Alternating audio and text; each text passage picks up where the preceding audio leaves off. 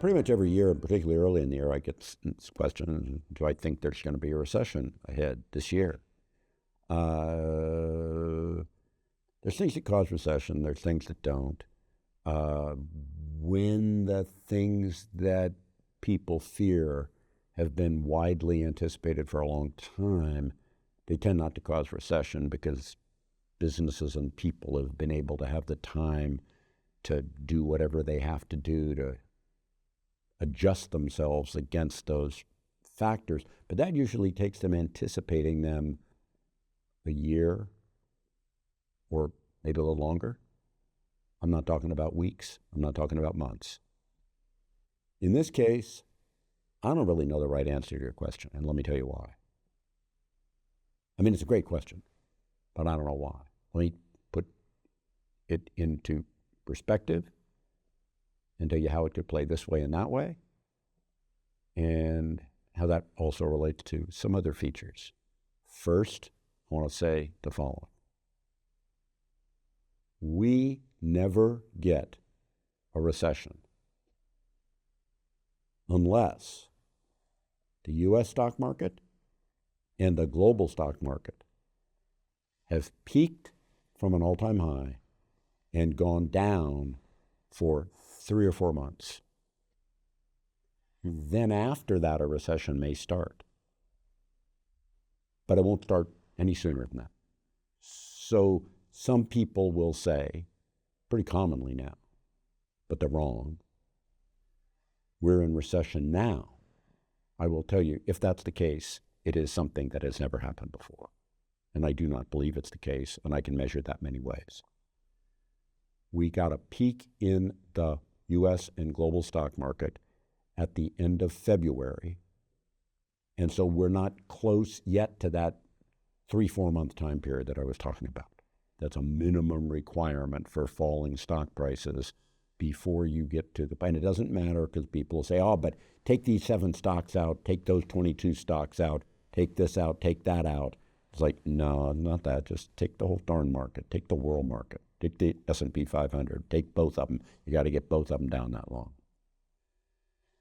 So then when you think about that a different way, that doesn't preclude the question that we could have a recession this year. As we started the year, I did not believe that we would have a recession. And I don't particularly believe we'll have one now, but we might. Because what President Trump is doing in tariffs is terribly destructive. Not just to things outside the United States, but even worse to things inside the United States. While I do believe he's well-intended, I think he's just wrong about fundamental things that he thinks. But that tariffs that he would impose, if they're sustained, either the reciprocals that he announced on April 2nd or the 10% universal that he announced for everyone else, or as adjusted on April 9th when he said for 90 days there was his so-called reciprocal tariffs, which aren't really reciprocal, wouldn't be imposed while he tried to negotiate deals, but everybody would have a 10% tariff except for China that he would treat separately at higher rates. Any and all of that is bad. None of it accomplishes what he thinks it'll accomplish. None of it. He somehow on this matter, and all of the advisors that he handpicked around him as people that already agreed with him on all this stuff, just don't actually know what they're talking about. I've never seen a circumstance like this ever. People are squawking at all of them now big time from all around them, reining them in. That's why April 9th happened. I know for a fact that the comments the Treasury Secretary Bessent said on April 9th when they put the pause in place, that this had been the plan all along, is a bald-faced lie. That was never the case. Why they would say that at this point is just somehow trying to save face. But as we move through this 90-day period, if it does not resolve that President Trump and crew have negotiated some deals and then put all of this nonsense behind us, or 90% of all this nonsense behind us, you'll see a very bad economic effect that will cause recession, and it'll be recession before the end of the year. So how do you think about that? Well, again, you'll watch on one hand to see what the stock market does over the next 90 days. On the other hand, you look for those deals, and then you look to see what the president and his advisors do as those 90 days progress. Now, I'm just going to say to you that I almost have an allergic reaction whenever I hear these people talking. I'm going to say, I'm going to tell you this, just so you get it clear. From the days that I was in college, I've been a Republican. I've been a major donor of House and Senate races for a long time. So saying all this stuff is not something I'm really happy about. But the fact of the matter is, all this trade stuff is right down my wheelhouse.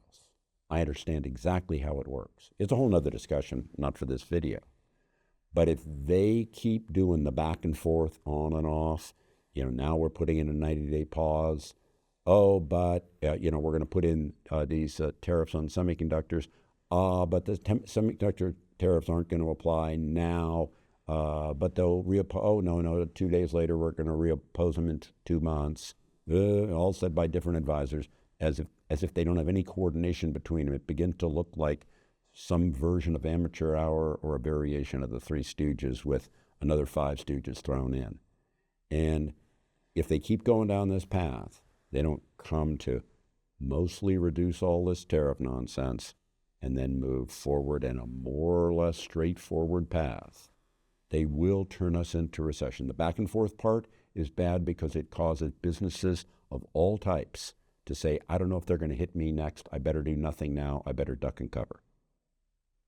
The tariffs are bad. Tariffs, I'll just tell you really simply, and I'm not going to put up a lot of time on this, maybe for another video. Tariffs always, we have a long history, a multi-hundred-year history of tariffs, and they always hurt the country that imposes them more than they hurt the country that they're imposed upon. Or what I would like to say is, while there's good intentions usually when countries impose tariffs, they're bad for the country that does it. The imposer is a poser. It's not good. It's always bad. Question is, how bad?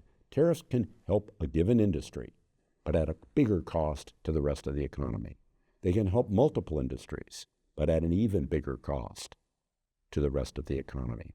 The only justifications ever for tariffs are in things that relate singularly to national security, one way or another, and yet this current administration has applied that moniker to a broad category of things that have nothing to do with national security because they believe in tariffs, and they believe it'll generate revenue that it'll never generate. They believe it'll make manufacturing come back to America, which it will not, even though they'll say that it's going to, and they'll say that they're making progress on those things.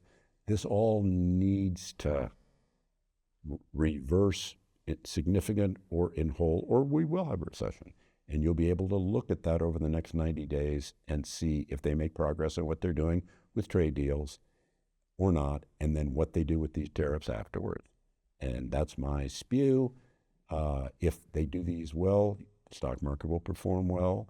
It'll go to new highs. If they do this badly, you'll see debacles ahead. Do I know what'll happen right now? No, but stay tuned because we'll probably have more videos on this month to month moving forward here. Thank you so much. Hi, this is Ken Fisher. Subscribe to the Fisher Investment YouTube channel if you like what you've seen. Click the bell to be notified as soon as we publish new videos.